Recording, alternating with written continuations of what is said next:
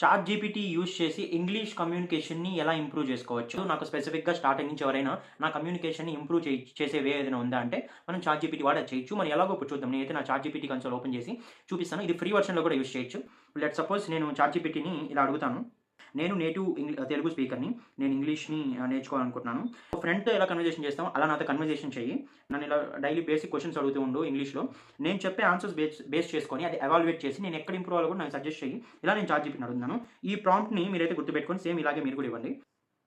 ఇప్పుడు ఇలా చేస్తే ఏమవుతుంది, ఇప్పుడు చాట్ జీపీటీ నన్ను అడిగింది, hi Yashwant, how are you doing today అని. ఇప్పుడు నేను just I am doing good, thank you అన్నాను. ఇప్పుడు నాకు చాట్ జీపీటీ సజెషన్ ఇచ్చింది. ఏమని ఇచ్చింది? నేను ఇలా ఇచ్చాను రెస్పాన్స్.